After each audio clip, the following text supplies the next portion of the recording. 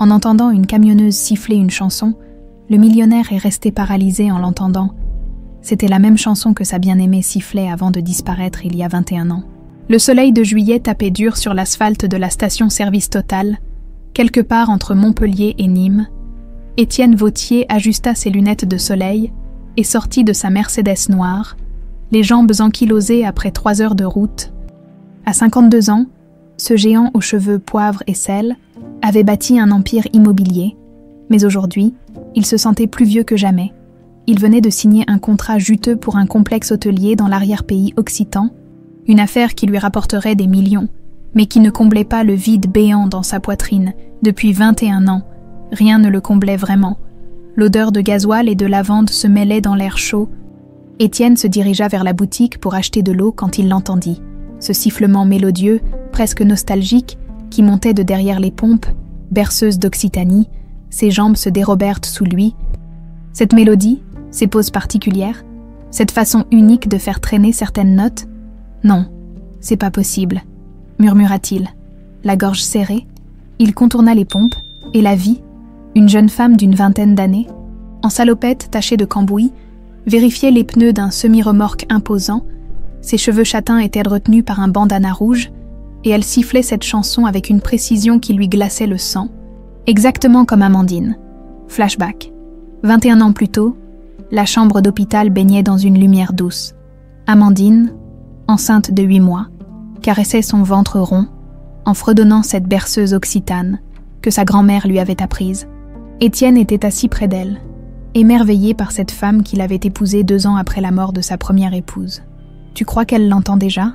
demandait Amandine en souriant. « J'en suis certain », répondait Étienne en posant sa main sur le ventre. « Elle bouge toujours quand tu chantes. » Amandine avait cette façon particulière de siffler la mélodie, avec de petites pauses qui n'appartenaient qu'à elle.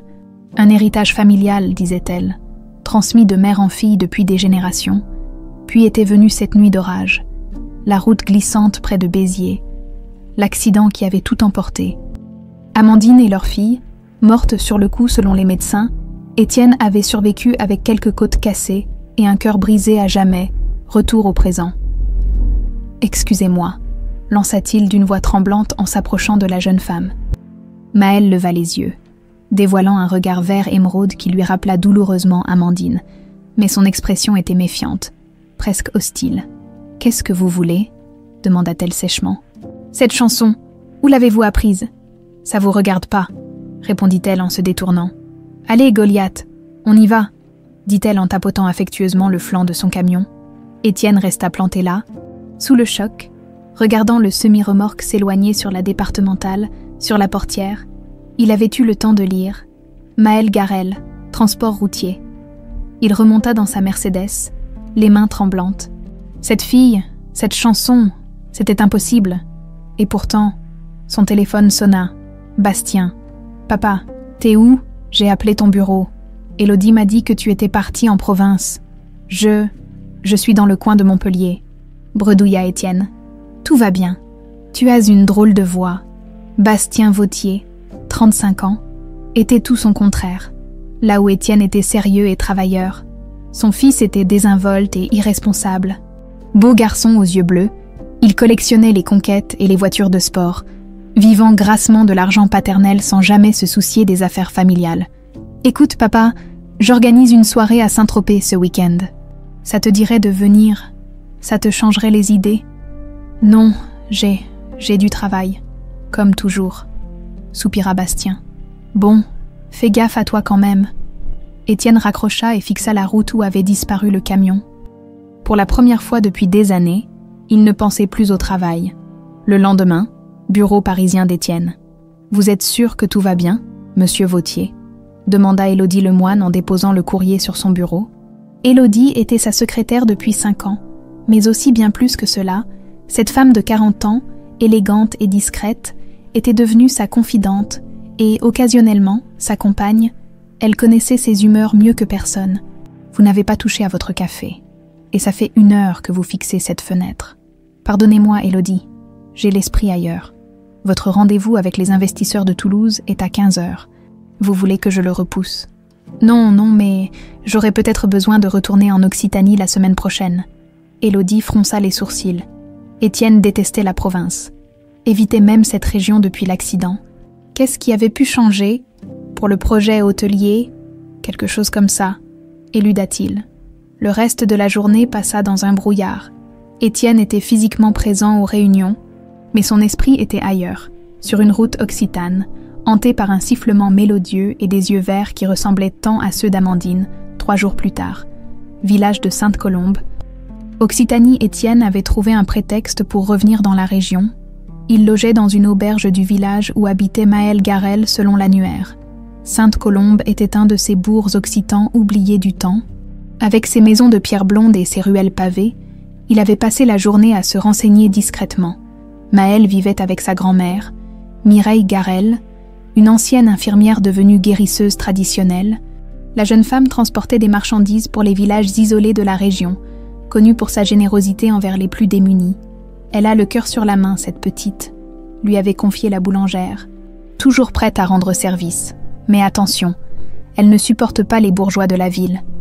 Elle dit que les riches, ça ne pense qu'à exploiter les pauvres. Ces mots avaient frappé Étienne comme un coup de poing. Si cette fille était vraiment, comment pourrait-il jamais s'en approcher?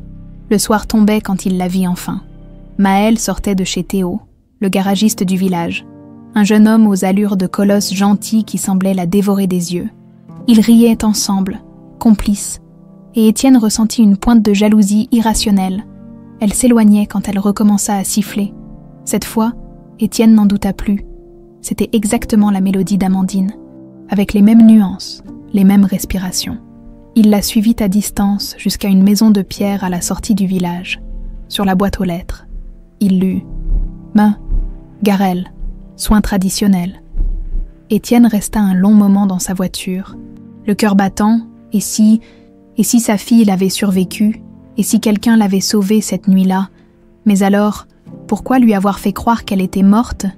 Et comment cette berceuse familiale avait-elle pu être transmise? Tant de questions se bousculèrent dans sa tête qu'il ne remarqua pas le rideau qui bougeait à une fenêtre de la maison. Mireille Garel l'observait, le visage grave, reconnaissant immédiatement cet homme qu'elle avait vu aux informations. L'homme qu'elle avait protégé de la vérité pendant 21 ans, l'homme dont elle avait sauvé la fille. Dans la cuisine aux poutres apparentes de la maison Garel, Mireille préparait une tisane de tilleul en observant Maël qui rentrait de sa tournée. À 68 ans, cette femme aux cheveux gris argentés portait encore les stigmates de décennies passées à soigner les autres. Ses mains ridées mais expertes manipulaient les plantes médicinales avec la précision d'une ancienne infirmière. « Tu as l'air fatiguée, ma chérie », dit-elle en tendant une tasse fumante à Maël. « Goliath commence à donner des signes de faiblesse. Heureusement que Théo veille sur nous », répondit la jeune femme en s'affalant sur la chaise en bois. Mireille sentit son cœur se serrer. Ces derniers temps, elle avait de plus en plus de mal à cacher sa maladie. Les douleurs dans sa poitrine s'intensifiaient, et elle savait que son temps était compté. Il fallait qu'elle prépare Maël à la vérité, mais comment révéler 21 ans de mensonges protecteurs? « Mémé, pourquoi tu me regardes comme ça ?» demanda Maël en fronçant les sourcils. « Pour rien, ma puce. Juste que tu me rappelles de plus en plus ta maman. » C'était un mensonge de plus. Maël ressemblait trait pour trait à Amandine Vautier, cette jeune femme qu'elle avait vue arriver aux urgences cette nuit d'orage. Le ventre percé par un morceau de métal, mais tenant encore son enfant en vie dans ses bras. Flashback. 21 ans plus tôt. Hôpital de Béziers. Mireille Garel était infirmière-chef du service maternité depuis 15 ans. Cette nuit de septembre, l'orage faisait rage quand l'ambulance était arrivée. L'accident de la route près de la départementale avait fait 2 victimes. Étienne Vautier, légèrement blessé, et sa femme Amandine. Dans un état critique. « Préparez le bloc », criait le chirurgien. La patiente perd trop de sang. Mireille avait assisté à l'opération d'urgence. Amandine était consciente, malgré ses blessures mortelles. Avec ses dernières forces, elle chantonnait une berceuse occitane à son ventre. « Sauvez, sauvez ma fille », avait-elle murmuré en serrant la main de Mireille. Elle connaît déjà cette chanson. Je la lui chante tous les soirs. L'accouchement d'urgence avait été un miracle. La petite fille était née vivante, en bonne santé, pendant qu'Amandine s'éteignait doucement en fredonnant sa berceuse. Mais ce que Mireille avait découvert en fouillant dans les affaires d'Amandine l'avait glacée d'effroi. Des documents comptables, des preuves d'escroquerie financière impliquant Alban Prévost, l'associé d'Étienne Vautier, et surtout, une lettre inachevée d'Amandine à son mari, expliquant qu'elle avait découvert les malversations d'Alban et qu'elle craignait pour sa vie.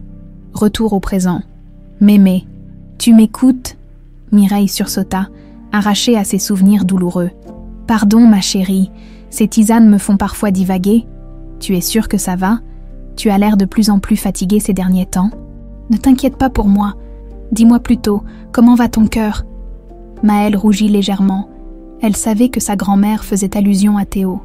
« Il n'y a rien entre nous, mémé. C'est juste un ami. Un ami qui passerait sa vie sous ton camion si tu le lui demandais, chez Théo. Garage Morel. » Le garage de Théo Morel était un petit havre de paix au cœur du village, à 25 ans. Ce géant aux mains expertes était respecté de tous pour sa gentillesse et son honnêteté. Il connaissait chaque vis, chaque boulon du camion de Maëlle, comme s'il s'agissait de sa propre création. « Salut, ma belle !» lança-t-il en voyant Maëlle entrer dans l'atelier. « Goliath fait encore des siennes. Le moteur tout saute un peu en montée. Tu pourrais jeter un œil ?» Théo sourit. Il savait que Maëlle connaissait son camion mieux que personne, mais elle aimait avoir son avis. C'était leur petit rituel quotidien. « Montre-moi ça !» dit-il en essuyant ses mains pleines de cambouis, pendant qu'il vérifiait le moteur. Maëlle observait ses gestes précis. Théo avait grandi avec elle, fils du précédent garagiste du village, quand ses parents étaient morts dans un accident de la route. Encore un. Mireille l'avait pratiquement adopté. Il était devenu le grand frère protecteur que Maëlle n'avait jamais eu. Enfin, c'est ce qu'elle se disait. Mais son cœur battait toujours un peu plus vite quand elle le regardait travailler. Rien de grave, diagnostiqua Théo. Juste le filtre à air a changé. Je m'en occupe demain matin. Tu es un ange. Théo, il se retourna vers elle, ses yeux bruns brillants d'une tendresse qu'il cachait depuis des années. Pour toi, Maëlle, je décroche la lune si tu veux. Un silence gêné s'installa. Maëlle détourna le regard, ne sachant pas comment réagir à cette déclaration à peine voilée. Bon, je file. Mémé m'attend pour le dîner. Théo la regarda partir en soupirant. Un jour, il trouverait le courage de lui dire ce qu'il ressentait vraiment. Mais pas encore. Pas tant qu'elle le voyait comme un simple ami. Le lendemain matin, Maison Garel Mireille se réveilla avec une douleur lancinante dans la poitrine. Elle connaissait les signes. Son cœur usé par des années de stress et de secrets lâchait peu à peu. Il fallait qu'elle agisse vite. Elle se dirigea vers le grenier et sortit d'une vieille malle en bois une boîte métallique qu'elle n'avait pas ouverte depuis 21 ans. À l'intérieur, soigneusement conservées, se trouvaient les affaires d'Amandine Vautier, des photos, des bijoux et surtout une série de lettres que la jeune femme avait écrites pour sa fille à naître, pour ma petite étoile. Était-il écrit sur l'enveloppe du dessus? Mireille prit aussi le certificat de naissance original, celui qu'elle avait falsifié pour protéger l'enfant. Le vrai nom de Maëlle n'était pas Garel, c'était Vautier. « Mémé, tu es là-haut !» appela Maëlle depuis la cuisine. « J'arrive, ma chérie. » Mireille rangea précipitamment les documents et redescendit. Maëlle préparait le petit déjeuner, fredonnant machinalement sa berceuse préférée. « Tu as bien dormi ?» demanda la jeune femme. « Comme un bébé », mentit Mireille.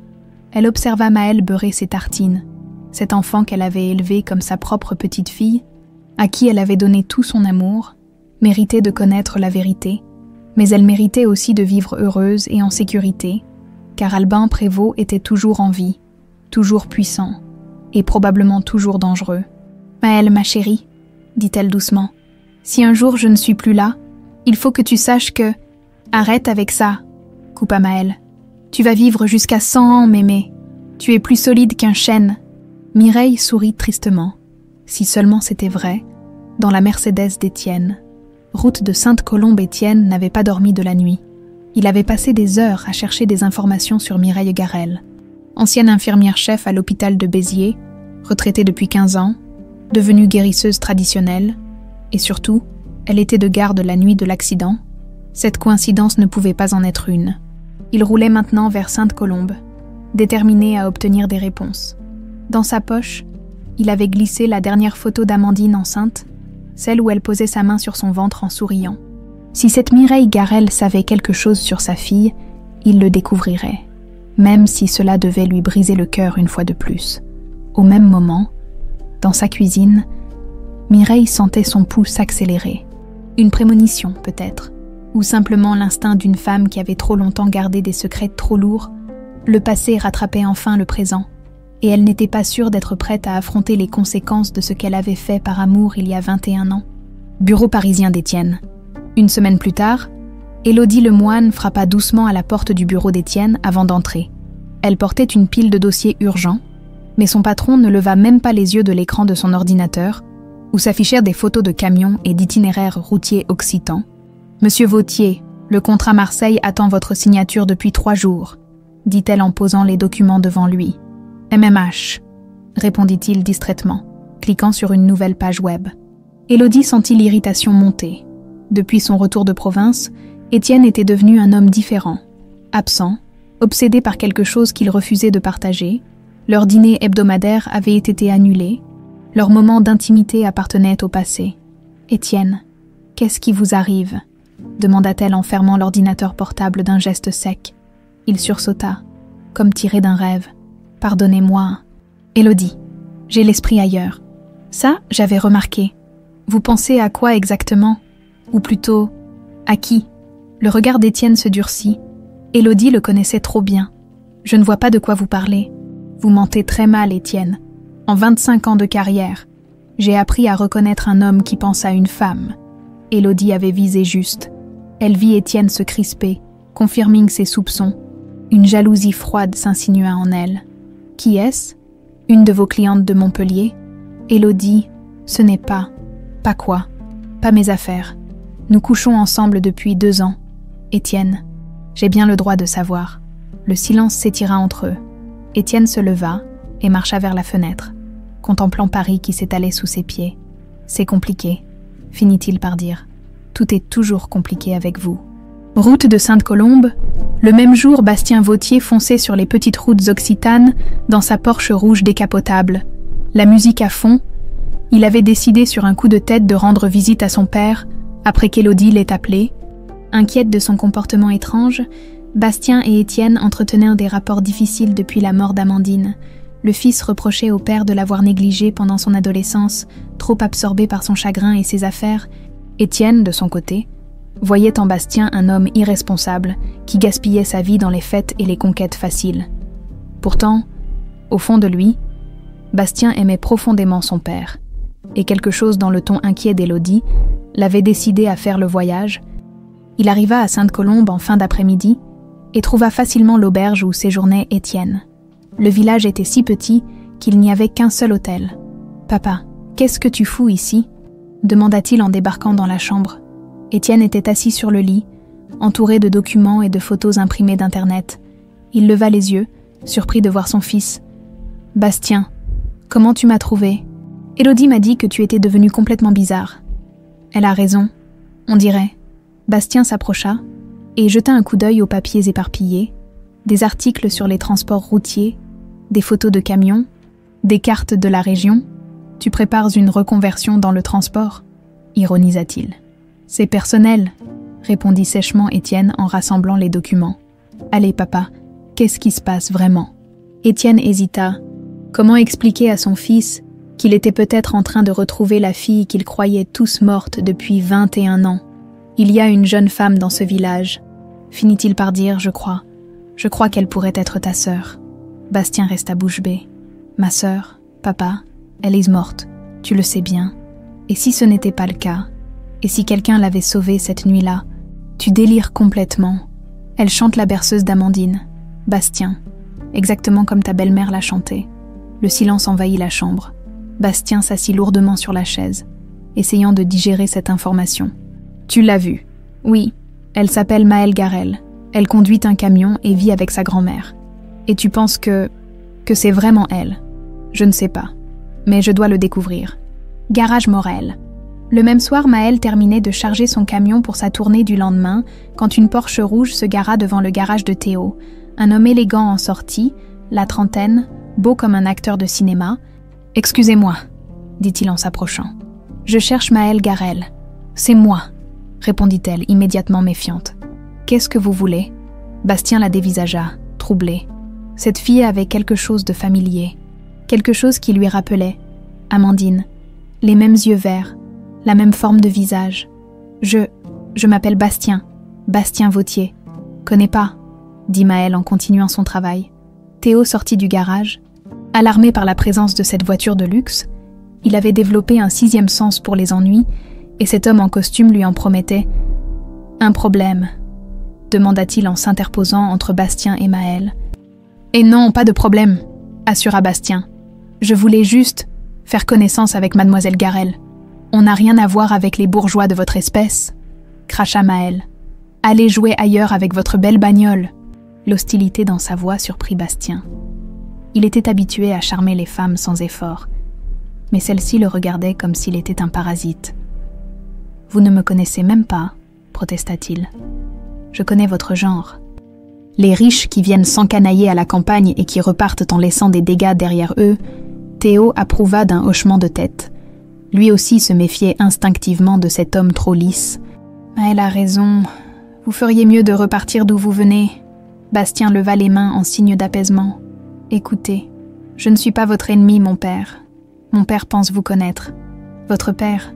demanda Maëlle, intriguée malgré elle. « Étienne Vautier. Il est dans la région depuis quelques jours. » Le nom ne disait rien à Maëlle, mais elle remarqua que Théo s'était tendu. Jamais entendu parler, mentit-elle. Pourtant, Bastien vit dans ses yeux qu'elle n'était pas totalement indifférente. Il y avait quelque chose, une étincelle de curiosité qu'elle tentait de cacher. « Il aimerait vous rencontrer », insista-t-il. « Peut-être pourriez-vous… » »« Non, » coupa Maëlle. « Dites à votre père de me laisser tranquille. Et vous aussi. » Elle monta dans son camion et démarra en trombe, laissant Bastien dans un nuage de diesel. Théo s'approcha de lui, menaçant. « J'espère que c'est clair. Maëlle ne veut pas vous voir. Ni vous, ni votre père. »« Et vous êtes qui exactement ?» demanda Bastien, agacé par le ton protecteur du mécanicien. « Quelqu'un qui l'aime assez pour la protéger des emmerdeurs dans votre genre, Paris. Cabinet d'investigation privée. » Élodie Lemoine sortait d'un immeuble parisien, serrant dans sa main une enveloppe Kraft. Elle venait d'engager l'un des meilleurs détectives privés de la capitale. « Trouvez-moi tout ce qu'il y a à savoir sur une certaine Maëlle Garel, transporteuse routière à Sainte-Colombe, » avait-elle demandé. Si Étienne refusait de lui dire la vérité, elle la découvrirait par ses propres moyens. Et quand elle saurait qui était cette femme qui monopolisait les pensées de son amant, elle aviserait. Élodie Lemoine n'avait pas l'habitude de perdre. Et elle ne comptait pas commencer maintenant. Bureau d'Alban Prévost. Tour de la Défense. Le téléphone sonna dans le bureau luxueux d'Alban Prévost, à 58 ans. Cet homme aux tempes grisonnantes avait bâti un empire financier sur les cendres de sa société, avec Étienne Vautier. Il avait su tirer profit du malheur de son ancien associé pour racheter ses parts à bas prix après l'accident. Monsieur Prévost, Jean-Marc Duteuil, investigation privée. J'ai une information qui pourrait vous intéresser. Alban fronça les sourcils. Il n'avait engagé aucun détective. Je ne vous connais pas, monsieur Duteuil. En effet, mais j'ai été engagé pour enquêter sur une certaine Maëlle Garel, et ce nom m'a rappelé une vieille affaire que vous pourriez vouloir connaître. Le sang d'Alban ne fit qu'un tour. Garel, ce nom lui disait quelque chose. Mireille Garel, l'infirmière de l'hôpital de Béziers. Je vous écoute, dit-il d'une voix blanche. Il semblerait qu'Étienne Vautier s'intéresse de très près à cette jeune femme. Et selon mes recherches préliminaires, elle pourrait avoir un lien avec l'accident de sa femme en 2003. Alban raccrocha brutalement et se dirigea vers son coffre-fort. Il en sortit un dossier jauni qu'il n'avait pas ouvert depuis des années.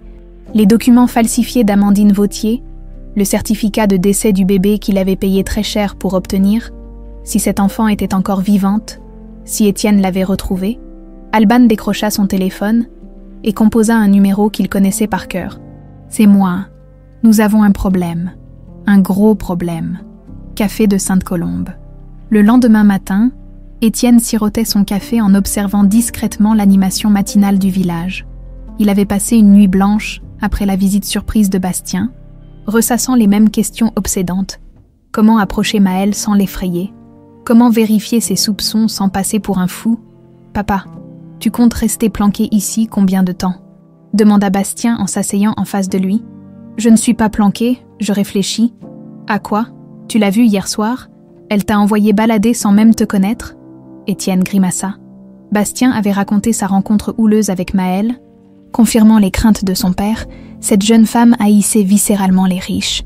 « Il doit y avoir un moyen », murmura Étienne. « Papa, sérieusement, admettons que cette fille soit vraiment ma sœur. Ce qui reste à prouver. Comment tu comptes lui annoncer ça?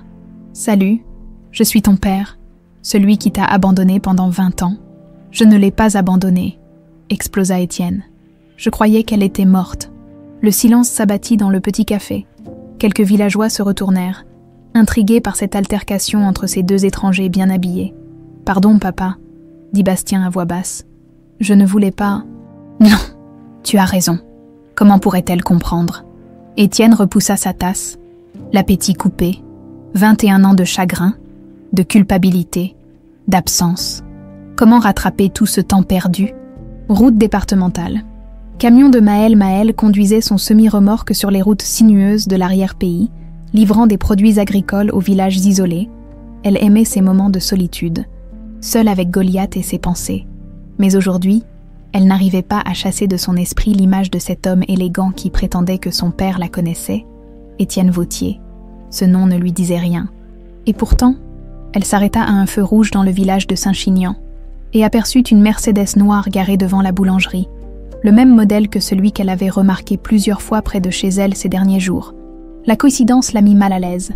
Elle accéléra dès que le feu passa au vert. Boulangerie de Saint-Chinian-Étienne sortait de la boulangerie avec un pain de campagne quand il vit passer le camion de Maël. Son cœur bondit. C'était l'occasion ou jamais. Il monta précipitamment dans sa Mercedes et suivit le semi-remorque à distance respectueuse. Maël se dirigeait vers une ferme isolée en bordure de village. Étienne gara sa voiture derrière un bosquet et observa la jeune femme décharger ses marchandises. Elle portait un débardeur blanc qui révélait ses bras musclés par le travail physique. Soudain, elle s'étira pour atteindre une caisse en hauteur, et Étienne aperçut quelque chose qui lui coupa le souffle. Sur son poignet gauche, juste au-dessus de sa montre, il distingua une marque de naissance en forme d'étoile. Flashback, 21 ans plus tôt, Amandine était allongée sur le lit d'hôpital. Sa main posée sur son ventre rond, Étienne traçait du doigt les contours de la marque de naissance qu'elle avait au poignet. « J'espère que notre fille aura la même », disait Amandine en souriant. Ma grand-mère disait que c'était un signe de chance dans notre famille. Une étoile pour guider notre chemin. Et si c'est un garçon, taquinait Étienne, ce sera une fille, une petite étoile qui illuminera nos vies. Retour au présent, Étienne tremblait de tous ses membres. Cette marque, exactement au même endroit, exactement la même forme, ce ne pouvait pas être une coïncidence. Il était descendu de voiture sans s'en rendre compte et s'approchait de la ferme quand Maël le vit. Elle se figea, sa caisse à la main. « Qu'est-ce que vous foutez ici ?» cria-t-elle. « Vous me suivez. Non, je passais par là, » bredouilla Étienne. « Menteur, j'ai vu votre bagnole plusieurs fois près de chez moi. » Maël posa brutalement sa caisse et marcha vers lui, furieuse. « Écoutez-moi bien, monsieur le bourgeois. Je ne sais pas ce que vous me voulez, mais ça va mal se passer si vous continuez à me harceler. Attendez, s'il vous plaît, laissez-moi vous expliquer. » « M'expliquer quoi? Que vous êtes un vieux pervers qui suit les jeunes femmes. Je suis votre père. » Les mots étaient sortis tout seuls. Sans réflexion, Maël resta bouche bée, puis éclata d'un rire méprisant. « Mon père, vous êtes complètement cinglé. Votre marque de naissance, » dit Étienne en pointant son poignet. « Cette étoile. Votre mère avait exactement la même. » Maël baissa instinctivement les yeux vers son poignet, puis les releva, plus furieuse encore. « N'importe quoi. Ma mère est morte quand j'étais bébé, et mon père était un salaud qui l'a abandonnée. Non, votre mère s'appelait Amandine, Amandine Vautier. Elle est morte dans un accident de voiture en vous donnant naissance. Je vous ai cru morte aussi pendant 21 ans. Vous délirez. Ma mère s'appelait pas Amandine. Et mon père, c'était un fils de pute de riche qui voulait pas d'elle. » Maël monta dans son camion et démarra en trombe, laissant Étienne seul dans la poussière. Maison Garel. Soir, Mireille préparait une décoction de camomille quand Maël débarqua dans la cuisine, les yeux rouges de colère. « Mémé, il faut qu'on parle. Qu'est-ce qui t'arrive, ma chérie ? Il y a un type qui prétend être mon père. Un dingue complet qui me suit partout. » Le bol de Mireille lui échappa des mains et se brisa sur le carrelage. La vieille femme devint livide. « Que... Comment il s'appelle ?» balbutia-t-elle. « Étienne Vautier, tu le connais ?» Mireille s'appuya contre l'évier, les jambes coupées. Le moment qu'elle redoutait depuis 21 ans était arrivé. « Mémé, qu'est-ce qui t'arrive ?»« Rien, ma puce. Un petit malaise, dis-moi. Qu'est-ce qu'il t'a dit exactement ?» Maël raconta l'incident de l'après-midi, la marque de naissance, les affirmations d'Étienne. Mireille l'écoutait en silence, le cœur battant. « Il a parlé d'une femme qui s'appelait Amandine », conclut Maël. « Il m'a dit qu'elle avait la même marque que moi. » Mireille ferma les yeux, le prénom d'Amandine qu'elle n'avait jamais prononcé devant Maël. « Et Mémé, tu me caches quelque chose. »« Non, ma chérie. Cet homme raconte n'importe quoi à ton père. C'était un bon à rien qui a abandonné ta mère enceinte. Je te l'ai toujours dit. » Mais en prononçant ces mots, Mireille sentit le poids de ses mensonges l'écraser. Maël la dévisageait avec une intensité nouvelle, comme si elle commençait à douter. « Il connaissait ma marque de naissance, Mémé. Comment il pouvait savoir ? Ces marques sont assez courantes, » éluda Mireille. « Il a eu de la chance, garage Morel. » Le même soir, Théo finissait de réparer un moteur. Quand Maël débarqua, encore secouée par sa journée, elle lui raconta l'incident avec Étienne, mais sans mentionner ses doutes grandissants. « Tu veux que je lui parle ?» proposa Théo. « Que je lui explique qu'il faut qu'il te laisse tranquille. »« Non, ça va aller, mais j'ai l'impression qu'il va pas lâcher l'affaire. » Théo s'approcha d'elle et posa doucement ses mains sur ses épaules. « Maël, tu sais que tu peux tout me dire, s'il y a quelque chose qui te tracasse. Je sais, Théo, tu es important pour moi. » Leurs regards se croisèrent. Théo sentit son cœur s'emballer. Il y avait quelque chose de différent dans les yeux de Maël ce soir. Une vulnérabilité qu'il n'avait jamais vue. « Maël, Quoi ? Non, rien. C'est pas le moment. » Auberge de Sainte-Colombe. Nuit, Étienne ne dormait pas, allongé sur son lit. Il fixait le plafond en repensant à la réaction de Maël. Cette colère, cette haine. Comment percer cette carapace de méfiance ? Son téléphone vibra. Un texto de Bastien. « Papa, j'ai réfléchi. Je reste quelques jours. On va trouver une solution ensemble. » Pour la première fois depuis des années. Étienne sentit que son fils et lui étaient du même côté, unis dans la même quête impossible. Reconquérir l'amour d'une fille qui les détestait sans même les connaître. Grenier de la maison Garel-Mireille ne trouvait pas le sommeil non plus. Elle était montée au grenier et contemplait la boîte métallique qui contenait les secrets d'Amandine, les lettres, les photos, les preuves. Demain peut-être, elle devrait tout révéler. Mais comment protéger Maël d'Alban Prévost si la vérité éclatait ? Comment garder en vie cet enfant qu'elle aimait plus que sa propre vie ? Dans l'obscurité du grenier, Mireille pleura pour la première fois depuis 21 ans, des larmes de peur, de regret et d'amour impossible. L'étau se resserrait et elle ne savait plus comment protéger sa petite étoile. Maison Garel. Petit matin, Mireille était debout depuis l'aube, ses mains tremblantes préparant une tisane qu'elle ne boirait pas. La douleur dans sa poitrine s'était intensifiée pendant la nuit, mais ce n'était rien comparé à l'angoisse qui lui serrait le cœur. Elle savait qu'Étienne ne lâcherait pas prise maintenant qu'il avait vu la marque de naissance. Elle monta au grenier et sortit la boîte métallique de sa cachette. 21 ans qu'elle portait ce secret. 21 ans qu'elle protégeait Maël d'une vérité qui pourrait la tuer. Ses doigts arthritiques ouvrirent délicatement la première lettre d'Amandine, écrite de son écriture délicate quelques semaines avant l'accident. « Ma petite étoile, si tu lis ces mots, c'est que je ne suis plus là pour te les dire moi-même. J'espère que ton papa t'aura parlé de moi, de combien je t'aimais déjà avant même de te connaître. Tu bouges tellement dans mon ventre quand je chante notre berceuse. J'ai l'impression que tu la connais déjà par cœur. » Mireille essuya une larme et continua sa lecture. « J'ai découvert des choses terribles sur Alban, l'associé de ton père, des fraudes, des détournements. J'ai trouvé les preuves dans son bureau. Étienne ne sait rien. Il fait confiance aveuglément à cet homme. Mais moi, j'ai peur. Alban m'a surprise en train de fouiller.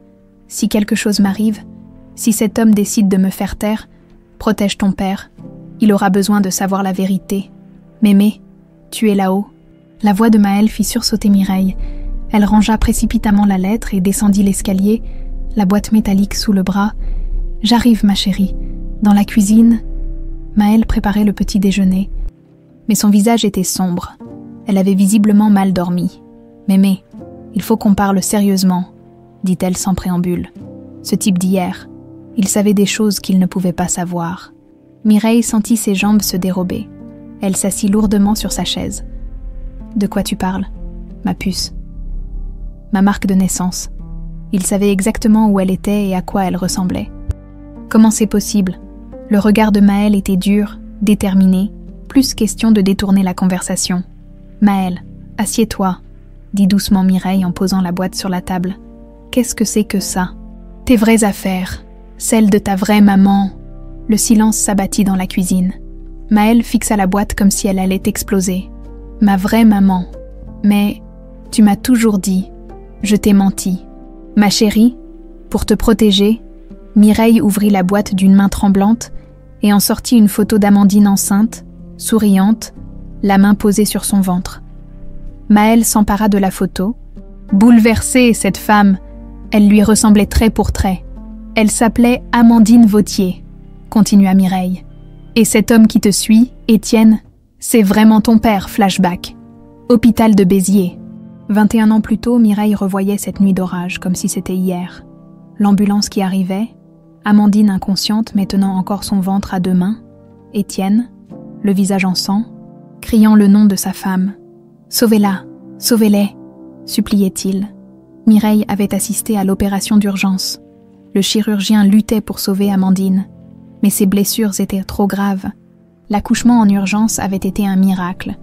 La petite fille était née vivante, en parfaite santé, mais Amandine s'éteignait doucement, fredonnant sa berceuse jusqu'au dernier souffle. « Cette chanson, murmura-t-elle à Mireille, apprenez-la lui, qu'elle se souvienne de moi. » C'est en fouillant dans les affaires d'Amandine que Mireille avait découvert l'horreur, les documents comptables, les preuves des malversations d'Alban Prévost, et surtout, cette lettre inachevée qu'Amandine écrivait à son mari pour le prévenir du danger. Alban était dans l'hôpital cette nuit-là, soi-disant pour soutenir son associé. Mais Mireille l'avait surpris en train de fouiller dans les affaires d'Amandine. Quand il avait compris qu'elle l'observait, son regard était devenu glacial. « L'enfant n'a pas survécu », avait-il dit d'une voix menaçante. « C'est bien ce qui sera marqué sur le certificat de décès. N'est-ce pas, mademoiselle Garel? Mais elle est vivante », avait protesté Mireille. « Plus pour longtemps si vous ne faites pas ce que je dis, et vous non plus, d'ailleurs. Retour au présent. » Il me menaçait. « Toi et moi », expliquait Mireille à Maël pétrifié. « Alban Prévost était un homme dangereux. Il avait déjà tué ta maman pour l'empêcher de parler. Il n'aurait pas hésité à nous éliminer aussi. Alors tu as... » J'ai falsifié le certificat de décès. J'ai fait croire que tu étais morte, et je t'ai emmenée avec moi. J'ai démissionné de l'hôpital, et on est venu s'installer ici, loin de tout. Maël tenait toujours la photo d'Amandine, les larmes aux yeux. Pourquoi tu ne m'as jamais rien dit? Parce qu'Alban Prévost est toujours vivant, toujours puissant. S'il découvrait que tu as survécu... Mireille sortit d'autres lettres de la boîte. Ta maman t'a écrit, ma chérie, des lettres pour toutes les étapes de ta vie, ton premier anniversaire, tes premiers pas, ton premier jour d'école. Maël prit les enveloppes d'une main tremblante. Sur chacune, l'écriture délicate d'Amandine. Pour ma petite étoile, à ouvrir quand tu auras 5 ans, pour ton 10e anniversaire, pour tes 18 ans. Elle savait qu'elle allait mourir. Non, ma chérie. Elle était juste une maman qui aimait sa fille et qui voulait être présente pour chaque moment important de sa vie, même si le destin en décidait autrement. Auberge de Sainte-Colombe. Même moment Bastien finissait son petit déjeuner quand son père descendit, les traits tirés par une nuit blanche. « Tu as l'air d'avoir passé une nuit de merde », observa Bastien. « Merci pour le réconfort », grommela Étienne en s'asseyant. « Papa, il faut qu'on trouve une autre approche. Cette fille nous déteste, je sais, mais je ne peux pas abandonner maintenant. » Bastien observa son père, pour la première fois depuis des années. Il voyait en lui autre chose que le businessman froid et distant qu'il était devenu après l'accident. Il retrouvait l'homme passionné qu'il avait été du temps d'Amandine. « D'accord, » dit-il. « Alors on fait équipe, père et fils unis pour récupérer ma petite sœur. » Étienne leva les yeux, surpris par cette déclaration. « Tu veux dire que tu crois vraiment qu'elle est cette marque de naissance, papa? Tu l'as vue comme moi, et cette chanson, c'est trop de coïncidences. Pour la première fois depuis des années. » Étienne sourit à son fils. « Merci, Bastien. Ça signifie beaucoup pour moi. » Bureau parisien d'Alban Prévost. Tour de la Défense. Alban Prévost raccrocha son téléphone et resta immobile à son bureau, le visage livide. Son contact à l'agence de détective privée venait de le rappeler avec des informations complémentaires sur Maëlle Garel, née officiellement le 15 septembre 2003 à l'hôpital de Béziers, parents inconnus, élevée par Mireille Garel, ancienne infirmière-chef du même hôpital, la même date, le même hôpital, la même infirmière. Alban se leva et marcha vers la baie vitrée qui donnait sur Paris, 21 ans qu'il pensait cette affaire enterrée. 21 ans qu'il avait bâti sa fortune sur les cendres de l'Empire Vautier. Si cette enfant était vraiment vivante, si elle possédait les preuves qu'Amandine avait rassemblées, il décrocha son téléphone et composa un numéro. « C'est moi, j'ai un travail pour vous. Urgent et discret. Garage Morel. » Fin d'après-midi, Théo était en train de réparer un moteur quand Maëlle débarqua, les yeux rouges et gonflés. Elle tenait contre elle une enveloppe froissée. « Maëlle, qu'est-ce qui s'est passé ?» Elle se jeta dans ses bras et éclata en sanglots. Théo la serra contre lui, bouleversé de la voir dans cet état. « Ma vie entière est un mensonge, Théo. Tout ce que je croyais savoir sur moi, sur ma famille, c'est faux. De quoi tu parles? Cet homme, Étienne Vautier, c'est vraiment mon père, et ma grand-mère me l'a caché pendant 20 ans. » Théo encaissa le choc en silence. Il avait toujours senti que Mireille cachait quelque chose. Mais jamais il n'aurait imaginé ça. Elle l'a fait pour te protéger, j'en suis sûre. Je sais, mais j'ai l'impression que toute ma vie s'effondre. Maëlle lui tendit l'enveloppe qu'elle tenait.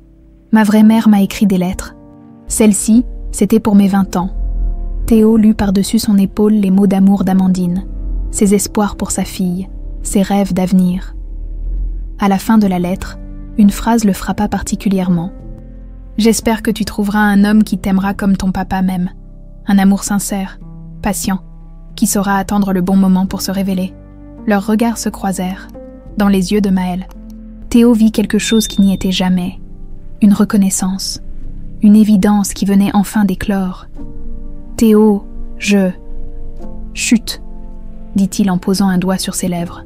« Pas aujourd'hui, tu as déjà assez de bouleversements comme ça. » Mais il savait, et elle aussi, que quelque chose avait changé entre eux. Dans la douleur de ces révélations, une certitude nouvelle était née. Maison Garel, lendemain matin, Maëlle n'avait pas fermé l'œil de la nuit. Assise dans la cuisine, elle relisait pour la 10e fois les lettres d'Amandine, tentant d'assembler les pièces d'un puzzle qui redéfinissait toute son existence. Mireille était restée à son chevet, mais la fatigue avait fini par l'emporter sur la vieille femme. Le bruit d'un moteur dans la cour fit lever la tête à Maëlle. Par la fenêtre, elle vit une Mercedes noire se garer près du portail.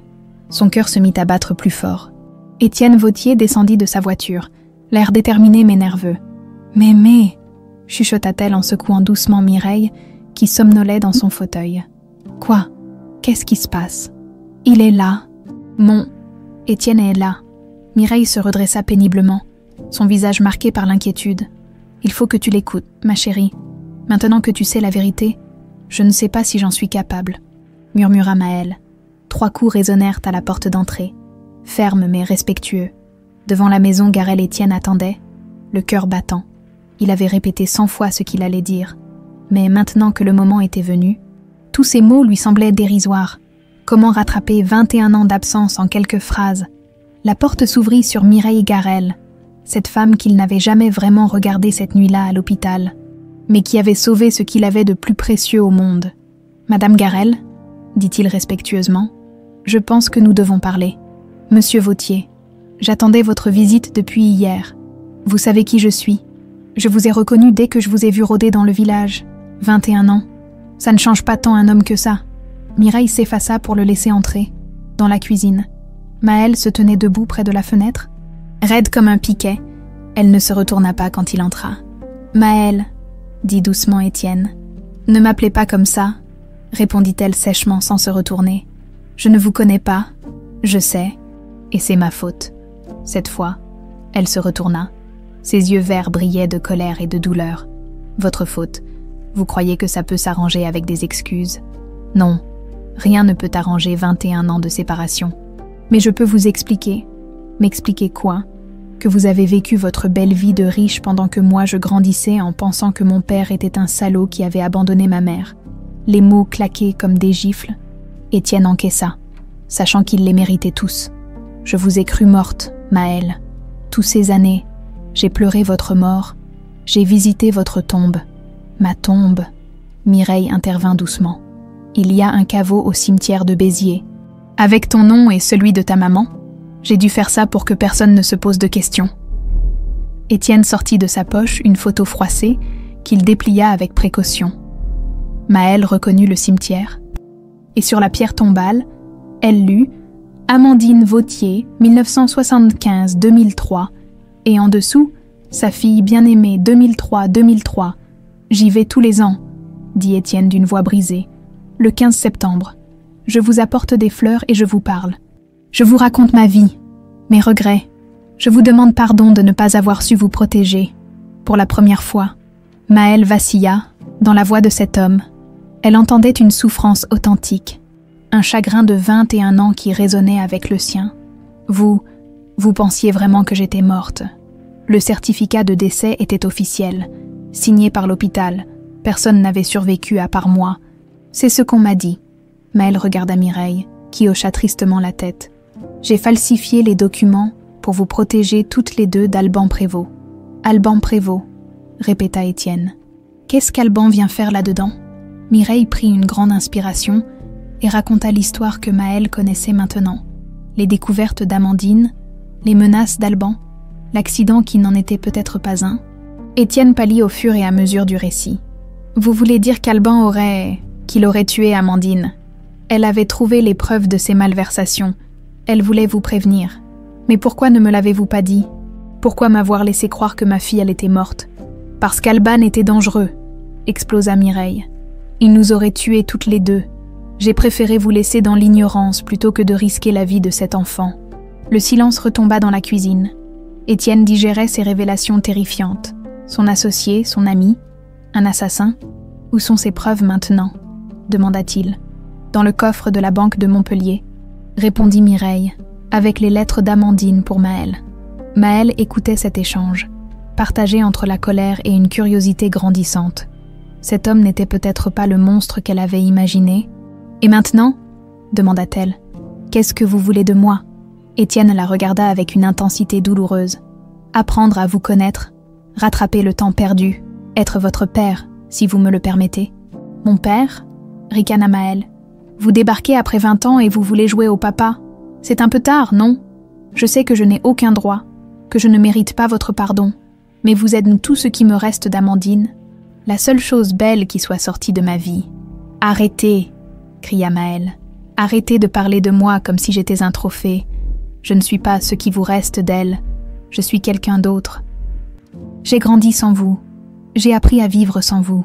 Maëlle, calme-toi, intervint doucement Mireille. Non, je ne me calmerai pas. Il croit qu'il peut débarquer avec ses beaux discours et son argent, et que tout va s'arranger. J'ai vécu 20 ans en pensant que mon père était un salaud, et maintenant j'apprends qu'il est juste un lâche qui n'a même pas été capable de découvrir que sa fille était vivante. Chaque mot était un coup de poignard pour Étienne, mais il la laissa vider sa colère, sachant qu'elle en avait le droit. « Vous voulez que je vous dise la vérité ?» continua Maëlle. « Vous me dégoûtez. Vous et votre monde de riches, vos belles voitures, vos costumes sur mesure, pendant que vous pleuriez sur ma tombe imaginaire, moi je travaillais pour gagner ma vie, moi je me battais tous les jours. »« Ah Maëlle, tenta Étienne, taisez-vous. Vous savez quoi? Je m'en fous que vous soyez mon père biologique. Le seul père que j'ai jamais eu, c'est Théo. C'est lui qui m'a appris à conduire. C'est lui qui m'a consolée quand j'avais des chagrins. Pas vous. » Elle attrapa sa veste et se dirigea vers la porte. « Où tu vas ?» demanda Mireille, inquiète. « Loin de lui, et ne vous avisez pas de me suivre !» cria-t-elle à Étienne. La porte claqua. Le bruit du camion qui démarrait emplit la cour, puis s'éloigna. Étienne resta debout au milieu de la cuisine, anéanti. Mireille s'approcha de lui. « Laissez-lui du temps, » dit-elle doucement. « Elle a mal, elle a besoin de digérer tout ça. Elle me hait. Non, elle a peur, peur de souffrir encore. Cet enfant a grandi en pensant qu'elle avait été abandonnée. Il faudra du temps pour qu'elle accepte une autre vérité. » Garage Morel Maëlle débarqua chez Théo en trombe. Les yeux brillants de larmes de rage, il était en train de réparer un moteur et se redressa immédiatement en la voyant. Qu'est-ce qui s'est passé? Il est venu, mon Étienne. Il a essayé de jouer au père aimant. Théo essuya ses mains et s'approcha d'elle. Et rien, Je lui ai dit ce que j'avais sur le cœur, que c'était trop tard, qu'il n'avait aucun droit. Maëlle, quoi? Tu vas me dire que j'ai eu tort, que je devrais lui pardonner et jouer à la famille heureuse? Théo la prit par les épaules et la regarda droit dans les yeux. Je vais te dire que tu as le droit d'être en colère, tu as le droit de lui en vouloir, mais tu as aussi le droit de connaître ta vraie histoire. Ma vraie histoire, c'est ici, avec Mémé, avec toi. C'est ça ma famille. Je sais, et ça ne changera jamais. Il l'attira contre lui, et elle s'effondra en sanglots dans ses bras. J'ai peur, Théo. J'ai peur que tout change. J'ai peur de le détester, et j'ai peur de ne pas le détester. Alors prends ton temps. Personne ne te force à rien. Dans ses bras, Maëlle sentit une paix qu'elle n'avait jamais ressentie. Théo avait raison. Quoi qu'il arrive avec Étienne, ça, c'était son sanctuaire, son amour. Théo, oui, ne me laisse jamais tomber. Jamais, Maëlle, jamais. Maison Garel. 3 jours plus tard, Mireille n'avait pas quitté son lit depuis 2 jours. Les douleurs dans sa poitrine s'intensifiaient, et elle savait que son cœur usé par des décennies de secrets lâchait définitivement. Maëlle la veillait jour et nuit, refusant d'appeler un médecin malgré les supplications de Théo. « Les docteurs ne peuvent rien pour moi, ma puce », murmurait Mireille d'une voix faible. « Mon temps est venu. »« Ne dis pas ça, Mémé. Tu vas t'en sortir. Tu t'en sors toujours. » Mais Mireille voyait dans les yeux de sa petite fille adoptive qu'elle aussi sentait la fin approcher. Il fallait qu'elle parle maintenant, avant qu'il ne soit trop tard. « Maëlle, ma chérie, assieds-toi près de moi. Il y a encore des choses que tu dois savoir. » Maëlle s'installa sur le bord du lit, tenant la main glacée de Mireille dans les siennes. « Quoi encore? J'en ai déjà appris assez pour 10 vies. Cette nuit-là, à l'hôpital, ta maman n'est pas morte immédiatement. Elle a vécu assez longtemps pour te tenir dans ses bras. » Les larmes montèrent aux yeux de Maëlle. Qu'est-ce qu'elle a dit? Elle a chanté. Berceuse d'Occitanie. Elle l'a chanté pour toi en te berçant, même en mourant, et tu sais quoi? Tu as arrêté de pleurer. Comme si tu la reconnaissais déjà, Mireille ferma les yeux, revoyant cette scène déchirante. Ces derniers mots ont été pour toi. Dis-lui que je l'aime. Dis-lui que je serai toujours avec elle quand elle chantera notre chanson. Mémé. Attends, laisse-moi finir. Il y a autre chose. Les documents qu'Amandine avait trouvés, ils sont plus graves que ce que je t'ai dit. Mireille se redressa péniblement et désigna la commode. Dans le tiroir du bas, sous mes chemises de nuit, rapporte-moi l'enveloppe brune. Maëlle obéit et revint avec une enveloppe cachetée qu'elle n'avait jamais vue. Qu'est-ce que c'est? Les vrais documents, ceux qu'Amandine avait cachés. Alban Prévost n'a pas seulement détourné de l'argent, il a fait des affaires avec des gens très dangereux, blanchiment d'argent, trafic d'influence. Ta maman était tombée sur un réseau de corruption qui remontait très haut. Maëlle ouvrit l'enveloppe et découvrit des photocopies de comptes bancaires, des contrats suspects, des photos compromettantes. Mon Dieu, mais pourquoi tu ne les as jamais montrées? Parce que ces gens-là ne se contentent pas de tuer. Ils détruisent des familles entières. J'ai préféré que ces preuves restent non cachées plutôt que de te mettre en danger. Et maintenant, Alban sait que tu es vivante. Mes sources m'ont dit qu'il engageait des hommes pour te retrouver. Il ne peut pas se permettre que ces documents voient le jour. Un frisson d'angoisse parcourut Maëlle. Tes sources. J'ai gardé des contacts à l'hôpital. Une ancienne collègue m'a appelé hier. Alban Prévost a fait le tour des hôpitaux de la région, prétextant des recherches généalogiques. Il cherche ton vrai certificat de naissance. Qu'est-ce qu'on fait? Tu vas voir ton père. Vous allez avoir besoin l'un de l'autre pour survivre à ce qui arrive. Non, je ne veux pas le voir. Maëlle, pour une fois, écoute-moi. Ta colère contre Étienne est légitime, mais elle va vous tuer tous les deux. Cet homme t'aime, même s'il ne sait pas comment te le montrer. Mireille fut prise d'une quinte de tout qui l'épuisa. Maëlle voulut l'aider, mais la vieille femme l'arrêta d'un geste. Promets-moi que tu iras le voir. Mémé, promets-le-moi. D'accord? Je te le promets. Auberge de Sainte-Colombe. Même moment, Étienne tournait en rond dans sa chambre depuis 3 jours. Bastien était reparti à Paris, épuisé par l'atmosphère pesante qui régnait depuis la confrontation ratée avec Maëlle. Il avait laissé son père dans un état qu'il ne lui avait jamais vu. Désemparé, brisé. Le téléphone d'Étienne vibra. Élodie. Étienne. J'ai des nouvelles de votre enquête privée sur cette Maëlle Garel. Quelle enquête? Je n'ai rien demandé. Moi si.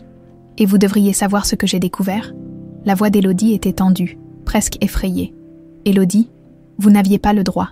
Votre ancien associé Alban Prévost cherche aussi cette fille. Et il ne lésine pas sur les moyens. Le sang d'Étienne se glaça. Qu'est-ce que vous dites? Mon détective a été contacté par des hommes d'Alban. Il proposait 10 fois sa rémunération pour avoir des informations sur Maëlle Garel. Étienne, qu'est-ce qui se passe vraiment? Étienne raccrocha brutalement et composa le numéro d'Alban. Son ancien associé décrocha à la première sonnerie. Étienne, quel plaisir de t'entendre. Ça fait trop longtemps. Qu'est-ce que tu veux à Maëlle Garel? Un silence glacial s'installa. Je ne vois pas de quoi tu parles, mon vieux. Ne me prends pas pour un imbécile, Alban. Je sais que tu la cherches.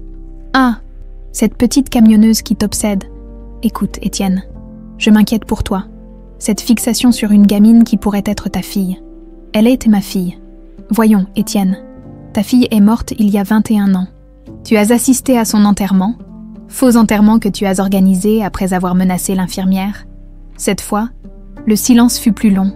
Quand Alban reprit la parole, sa voix avait changé. Je pense qu'on devrait se voir. Étienne, pour clarifier les choses, va te faire foutre, Alban, si tu touches à un cheveu de ma fille. Qu'est-ce que tu feras? Tu appelleras la police? Avec quelle preuve? Étienne raccrocha.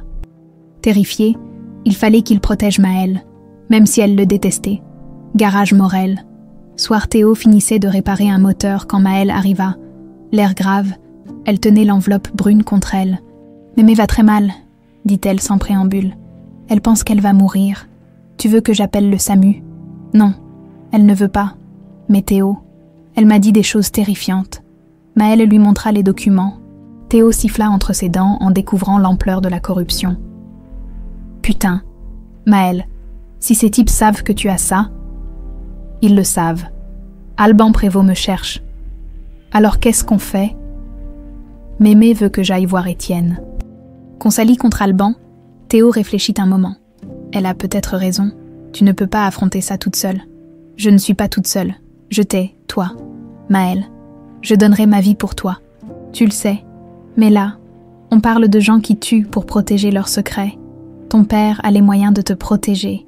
Mon père, pour la première fois, Maëlle prononçait ce mot sans amertume. Je ne sais pas comment lui parler. Théo, comment on fait pour pardonner 20 ans d'absence? On ne pardonne pas d'un coup, mais on peut essayer de comprendre. Théo s'approcha d'elle et prit ses mains dans les siennes. Maëlle, il y a quelque chose que je dois te dire, avant que tu ailles le voir. Quoi? Je t'aime.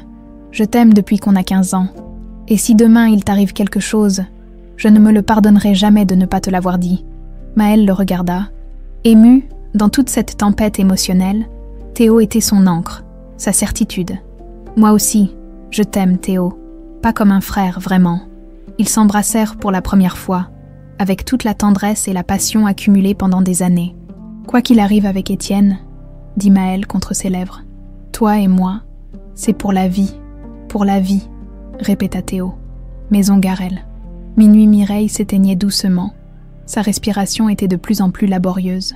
Maëlle la veillait, lui tenant la main. Ma petite étoile, murmura Mireille. Tu as été la plus belle chose de ma vie.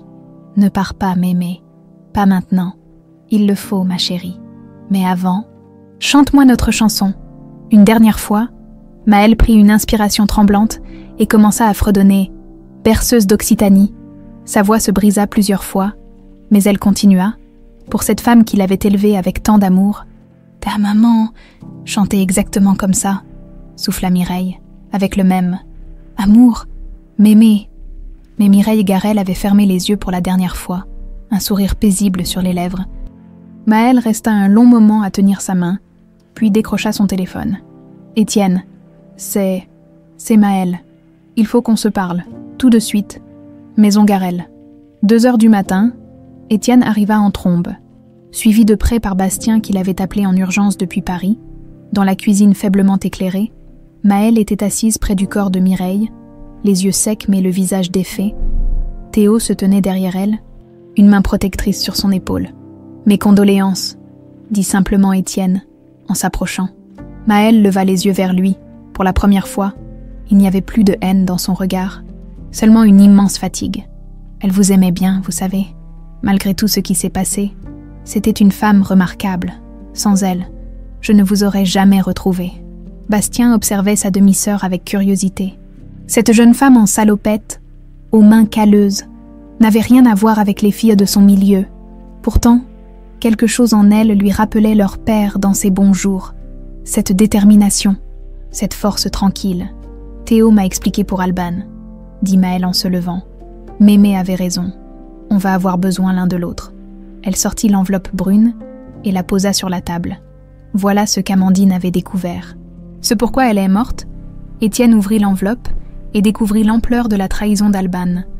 Comptes offshore, factures fictives, photos compromettantes avec des politiciens corrompus. Bastien siffla entre ses dents. « Putain, ce salaud! Il nous a roulés pendant toutes ces années. »« Il n'a pas seulement volé notre argent, » dit Étienne d'une voix blanche. « Il a tué votre mère pour ça. Et maintenant, il veut me tuer aussi, » ajouta Maëlle. « Mémé a dit qu'il me cherchait. »« Plus maintenant, » intervint Théo. « Depuis qu'Élodie a engagé ce détective, il sait exactement où tu es. » Étienne se tourna vers Bastien. « Appelle Élodie, tout de suite. Je veux savoir ce qu'elle a dit exactement à ce détective. » Bastien composa le numéro d'Élodie. Même à 7 heures, elle décrocha immédiatement. « Bastien, qu'est-ce qui se passe ?»« Élodie, qu'est-ce que vous avez dit exactement au détective sur Maëlle ?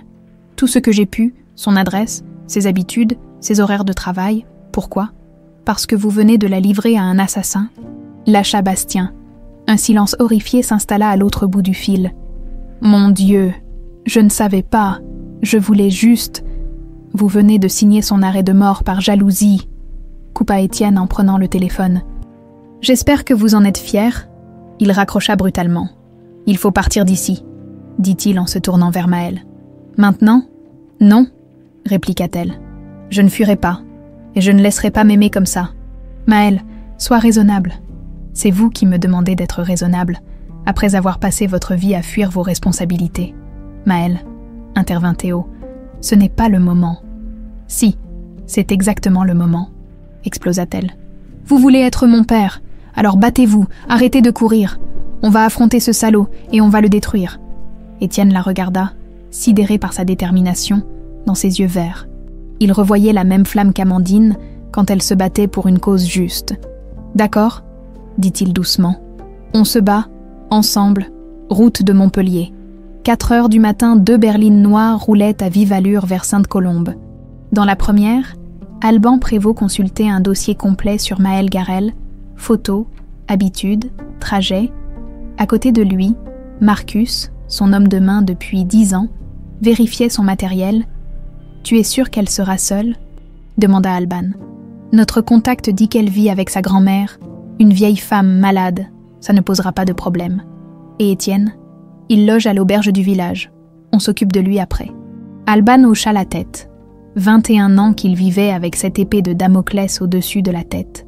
Cette nuit, il se débarrasserait définitivement du passé. Maison Garel. Même moment, Maëlle avait insisté pour rester près du corps de Mireille, jusqu'à l'arrivée des pompes funèbres. Étienne et Bastien montèrent la garde, tandis que Théo patrouillait autour de la maison. « Comment vous faites pour être si forte ?» demanda Étienne à sa fille. Mémé me disait toujours que les femmes de notre famille étaient des battantes. Je comprends maintenant qu'elle parlait d'Amandine. Vous lui ressemblez tellement, pas seulement physiquement. Non, cette détermination, ce refus de l'injustice. Amandine était comme ça. Elle ne supportait pas qu'on fasse du mal aux autres. Pour la première fois, Maëlle eut envie d'en savoir plus sur sa mère biologique. « Comment vous vous êtes rencontrés ?» Étienne sourit tristement. Dans un embouteillage, elle avait percuté l'arrière de ma voiture. Au lieu de s'excuser, elle m'a engueulée parce que j'avais freiné trop brusquement. Ça me ressemble, admit Maëlle. Elle était avocate pour une association d'aide aux défavorisés. Elle gagnait 3 fois rien, mais elle était plus heureuse que tous les riches que je connaissais. Elle vous a changé, complètement. Avant elle, je ne pensais qu'au profit. Après notre mariage, on a créé une fondation pour aider les familles en difficulté. Bastien intervint. « Papa, tu n'as jamais dit ça. J'ai arrêté après sa mort. J'ai tout fermé. Je ne supportais plus de penser à elle. »« Et maintenant ?» demanda Maëlle. « Maintenant, j'ai envie de recommencer. Avec vous ?» Théo débarqua soudain dans la cuisine, essoufflé. Ils arrivent. 2 bagnoles noires sur la route du village. Combien ? demanda Étienne. Au moins 4 hommes. Ils ont l'air armés. Bastien se dirigea vers la fenêtre et jeta un coup d'œil. Merde, ils encerclent la maison. Par derrière aussi, confirma Théo. On est cerné ? Maël se leva et attrapa les clés de son camion. Où tu vas ? demanda Étienne. Les attirer ailleurs, loin de Mémé. Non, c'est trop dangereux. C'est moi qu'ils veulent, si je pars. Ils me suivront. Alors on part ensemble, dit Bastien. Non, vous restez ici avec Mémé. Théo vient avec moi. Maël, je ne vous laisserai pas. Papa, dit-elle en prononçant ce mot pour la première fois sans amertume. Faites-moi confiance. Je conduis ces routes depuis que j'ai 16 ans. Dans mon camion, on a une chance. Étienne la regarda, déchiré entre l'envie de la protéger et le respect pour sa détermination. D'accord, mais on reste en contact téléphonique. Des coups violents résonnèrent à la porte d'entrée. Ouvrez, police. Police mon cul, grommela Théo. Maël embrassa rapidement son père sur la joue. Prenez soin de Mémé. On se revoit bientôt. Elle et Théo sortirent par la porte de derrière et coururent vers le camion garé dans la grange. Le moteur de Goliath rugit dans la nuit. Route départementale, 5 heures du matin. Le semi-remorque de Maël fonçait sur les routes sinueuses de l'arrière-pays.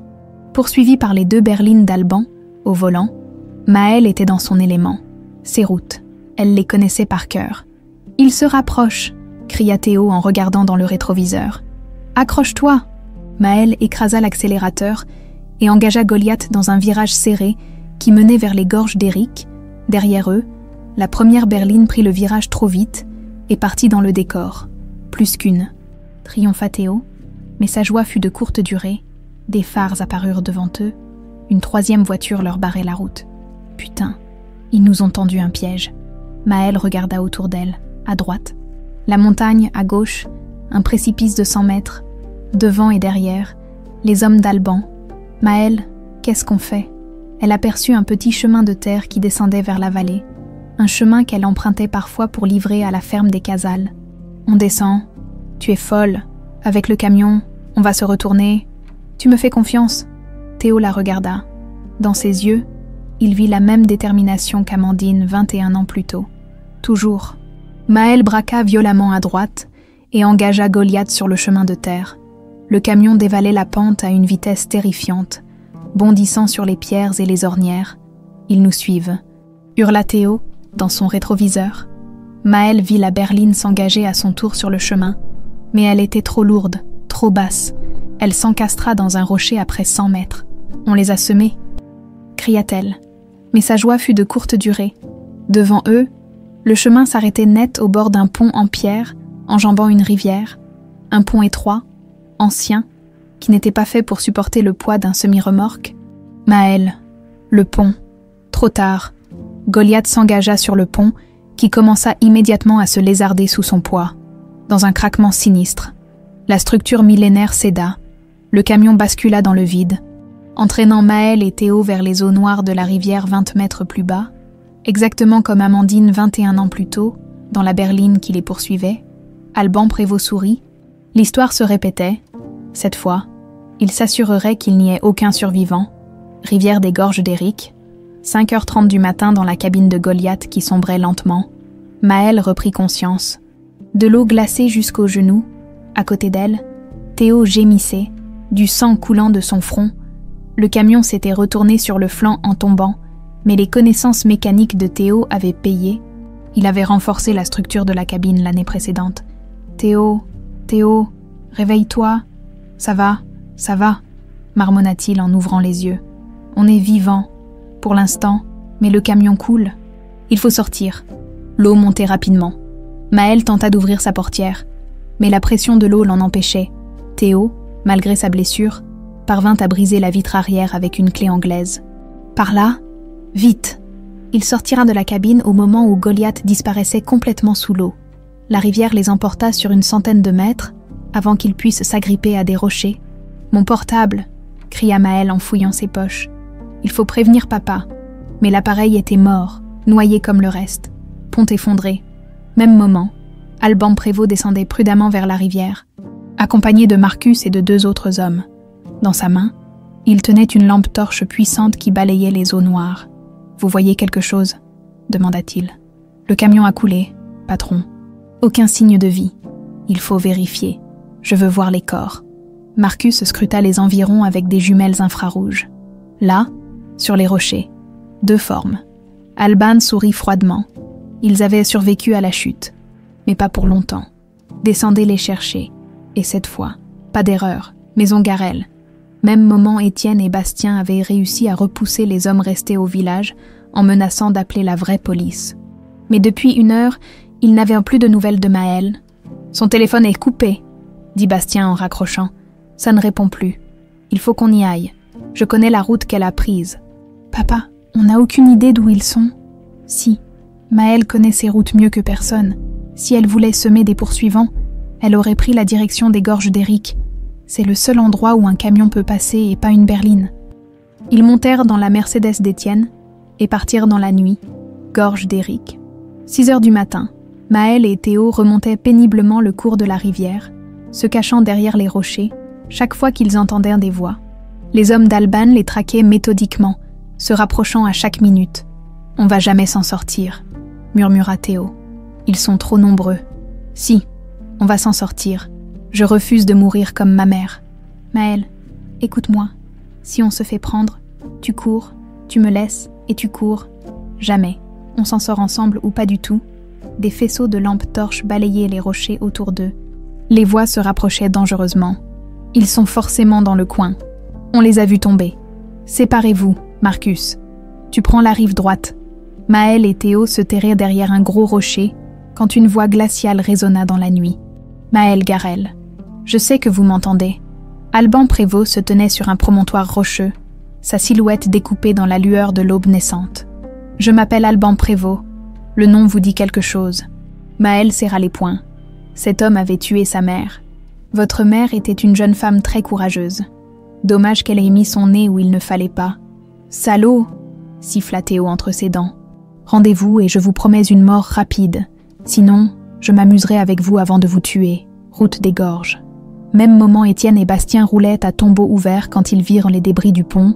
Étienne freina brutalement et sortit de la voiture. « Mon Dieu, non, pas encore. » Dans la lumière des phares, il distinguait les restes du pont et en contrebas, la rivière où avait sombré le camion. « Papa, regarde !» cria Bastien en pointant le promontoire. En hauteur, il voyait des silhouettes armées de lampes torches qui fouillaient les berges. « Alban !» murmura Étienne. « Ce salaud est venu finir le travail. »« Qu'est-ce qu'on fait ? On descend et on récupère ma fille. » Berge de la rivière. 6h30, Marcus progressait le long de la rive droite quand il entendit un bruit derrière lui. Il se retourna et vit Étienne Vautier sortir de l'ombre, un gros caillou à la main. « Salut, Marcus !» Le coup l'assomma net. Étienne récupéra son arme et son talkie-walkie. De l'autre côté de la rivière, Bastien procédait de même avec un second homme, pour des bourgeois parisiens. Les frères Vautier se débrouillaient plutôt bien. Promontoire rocheux, Alban commençait à s'impatienter quand son talkie-walkie grésilla. « Marcus, tu me reçois. » Silence. « Marcus ?» Une voix familière lui répondit. Marcus ne peut plus te répondre. Alban. Étienne. Qu'est-ce que tu fous ici ? Je récupère ma fille, celle que tu as essayé de tuer comme tu as tué sa mère. Ta fille est morte, Étienne, comme sa mère. Accepte-le enfin. Non, elle est vivante. Et cette fois, tu ne l'auras pas. Cachette de Maëlle et Théo en entendant la voix d'Étienne dans le talkie-walkie d'un des hommes d'Alban. Maëlle sentit l'espoir renaître. C'est mon père, chuchota-t-elle. Il est venu nous sauver. Comment on fait pour le rejoindre ? On remonte le cours de la rivière. Il y a une cascade à 500 mètres. On pourra grimper par là. Ils se glissèrent silencieusement de rocher en rocher, évitant les faisceaux des lampes torches. Confrontation finale, Étienne et Bastien progressaient vers le promontoire, où se tenait Alban. Ce dernier, comprenant qu'il était en mauvaise posture, sortit son arme. « N'approche pas, Étienne. J'ai déjà tué une fois. Je peux recommencer. Comme tu as tué Amandine en sabotant sa voiture. Cette petite pute avait trouvé mes comptes. Elle allait tout détruire. Elle était enceinte, salaud. Je m'en foutais. L'argent valait plus que sa vie et celle de ton môme. » La rage submergea Étienne. Il se jeta sur Alban, et les deux hommes roulèrent sur les rochers. Le coup de feu partit dans le vide. Cascade. 7 heures du matin, Maël et Théo atteignirent la cascade au moment où résonnait la détonation. Ils grimpèrent rapidement la paroi rocheuse, Théo aidant Maël malgré sa blessure. En haut, ils découvrirent Étienne et Alban qui se battaient au bord du précipice. Bastien tentait de les séparer. « Papa !» cria Maël. Alban profita de la distraction d'Étienne pour le repousser violemment. Étienne vacilla au bord du vide. « Non !» Maël se jeta en avant et agrippa la main de son père. Mais Alban, fou de rage, pointa son arme vers elle. « Enfin, je vais en finir avec cette lignée maudite. » Le coup de feu résonna dans les gorges. Mais c'est Alban qui s'effondra. Le regard vide, derrière lui, Théo tenait encore la pierre avec laquelle il l'avait frappé. « Pour Amandine ?» dit-il simplement. Alban Prévost vacilla au bord du précipice, puis bascula dans le vide. Son corps s'écrasa 20 mètres plus bas, exactement à l'endroit où était tombé le camion de Maël. Justice était rendue. Épilogue du chapitre. Étienne serra sa fille dans ses bras pour la première fois depuis 21 ans. Maël ne résista pas. Dans cette étreinte, elle retrouvait quelque chose qu'elle avait toujours cherché sans le savoir. L'amour d'un père. « Pardon », murmura Étienne. « Pardon pour tout ce temps perdu. C'est fini maintenant, papa. On va rattraper. » Bastien et Théo les rejoignirent.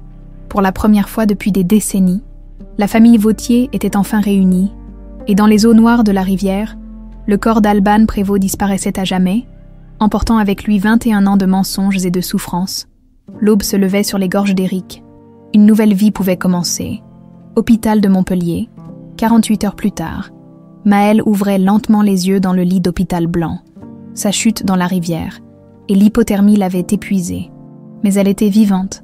À son chevet, Étienne sommeillait dans un fauteuil inconfortable, la main de sa fille dans la sienne. « Papa », murmura-t-elle.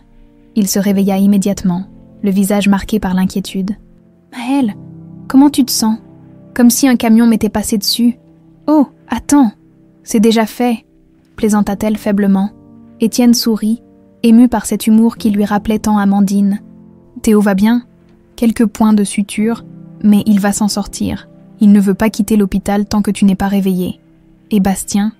Il règle les formalités avec la police. Les documents d'Amandine ont fait sensation. Alban avait des complices haut placés qui vont tomber. » Maël hocha la tête, puis son visage s'assombrit. « Mémé, il faut qu'on organise ses obsèques. »« C'est fait, ma chérie. Théo et moi nous sommes occupés de tout. Elle sera enterrée demain, si tu te sens assez forte. » Des larmes montèrent aux yeux de Maël. « Je n'ai même pas pu lui dire au revoir. Elle savait que tu l'aimais. C'est l'essentiel. » Étienne hésita un moment, puis sortit quelque chose de sa poche. « Le médecin a trouvé ça sur toi quand on t'a amené. Tu le serrais si fort qu'on a eu du mal à te l'enlever. C'était une des lettres d'Amandine. Celle marquée « Pour tes 21 ans », à lire quand tu seras prête à pardonner. « Tu l'as lue ?» demanda Maël. « Non, elle t'appartient. » Maël déplia la lettre avec précaution. L'écriture délicate d'Amandine dansait devant ses yeux. « Ma petite étoile, si tu lis cette lettre, c'est que tu as enfin retrouvé ton papa. Je sais que ça a dû être difficile.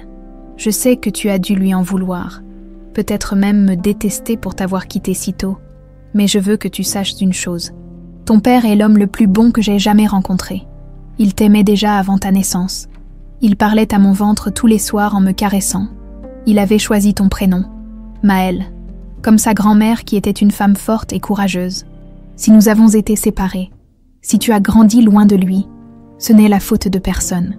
C'est juste la vie qui parfois sépare ceux qui s'aiment pour mieux les réunir ensuite. Pardonne-lui, ma chérie. Et pardonne-toi aussi.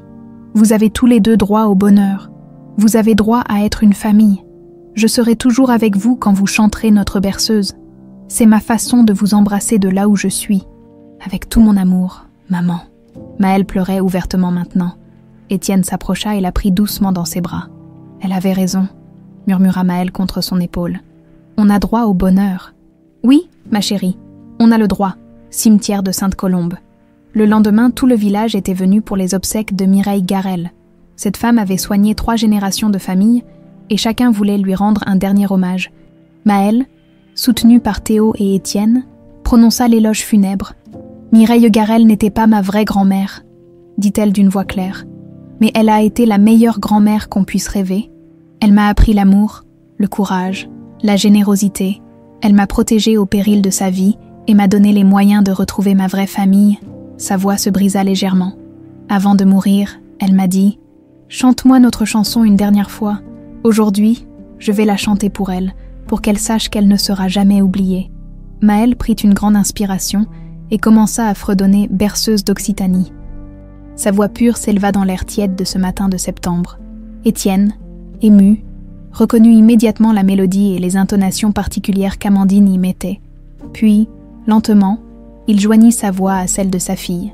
Pour la première fois depuis 21 ans, il chantait la berceuse de sa femme. Bastien, touché par cette communion, essaya de suivre. Même Théo, qui ne connaissait pas les paroles, fredonnait l'air. Dans le cimetière de Sainte-Colombe, 4 voix s'élevaient ensemble, réunies par l'amour et la mémoire. Mairie de Sainte-Colombe. 3 mois plus tard, Maëlle ajustait sa robe blanche devant le miroir de la petite salle de mariage. Ce n'était pas la robe de princesse dont rêvent les petites filles, mais une robe simple et élégante qui lui ressemblait. Élodie, qui avait demandé pardon et était devenue une amie précieuse, l'aidait à arranger son voile. « Tu es magnifique », dit-elle sincèrement. « Merci, et merci d'être là. Je sais que ce n'est pas facile pour vous. Étienne et moi, c'est du passé. Je préfère la voir comme amie que pas du tout. » Un coup discret à la porte les interrompit. Étienne entra, élégant dans son costume sombre. « Papa, tu ne peux pas me voir avant la cérémonie, » protesta Maëlle en riant. « Je sais, mais j'ai quelque chose pour toi. » Il sortit un écrin de velours bleu de sa poche. C'était le collier d'Amandine. Elle le portait le jour de notre mariage. Je pensais que... Maëlle ouvrit l'écrin et découvrit un délicat collier en or blanc orné d'une petite étoile. « Oh, papa, il est magnifique. Quelque chose d'ancien, comme le veut la tradition. » Élodie aida Maëlle à mettre le collier dans le miroir. La jeune femme voyait se dessiner les traits d'Amandine. « Elle serait fière de toi, » murmura Étienne. « Elle serait fière de nous, » corrigea Maëlle. Église de Sainte-Colombe. 16 heures, l'église était pleine à craquer. Tous les villageois étaient revenus, ainsi que les amis parisiens d'Étienne et de Bastien. Au premier rang, la chaise vide de Mireille était ornée d'un bouquet de lavande. Théo attendait devant l'autel, plus beau que jamais dans son costume, quand les portes s'ouvrirent et que Maëlle apparut au bras d'Étienne. Son visage s'illumina. Elle avançait lentement dans l'allée centrale, émue de voir tous ces visages bienveillants tournés vers elle, sa nouvelle famille, ses amis, sa communauté. « Qui présente cette femme ?» demanda le maire qui officiait. « Son père, qui l'aime plus que tout au monde », répondit Étienne d'une voix forte. Il embrassa sa fille sur la joue et la confia à Théo. « Prends soin d'elle », chuchota-t-il. « Comme de ma propre vie », promit Théo. La cérémonie fut simple et émouvante. Quand vint le moment d'échanger les anneaux, Théo prit la parole. « Maëlle, tu es ma meilleure amie, mon amour, ma famille. Je promets de t'aimer dans la joie comme dans la peine, de te soutenir dans tes rêves et de chanter avec toi toutes les berceuses de notre vie. » Maëlle lui passa l'alliance au doigt, les larmes aux yeux. « Théo, tu as été mon ancre dans toutes les tempêtes. Tu m'as aimé quand je ne savais même pas qui j'étais. Je promets de construire avec toi une famille unie par l'amour véritable. Vous pouvez embrasser la mariée. » Leurs lèvres se joignirent sous les applaudissements de l'assemblée. Réception. Ferme des Casals. Soir, la fête battait son plein dans la ferme où Maëlle livrait ses marchandises depuis des années. Les tables étaient dressées dans la cour, éclairées par des guirlandes de lampions. Étienne dansait avec sa fille sur l'air d'un slow, rattrapant toutes ces valses père-fille qu'il avait manquées. « Tu regrettes quelque chose ?» demanda-t-il. « Que Mémé ne soit pas là pour me voir, et que maman ne vous ait pas vu grandir en tant que père.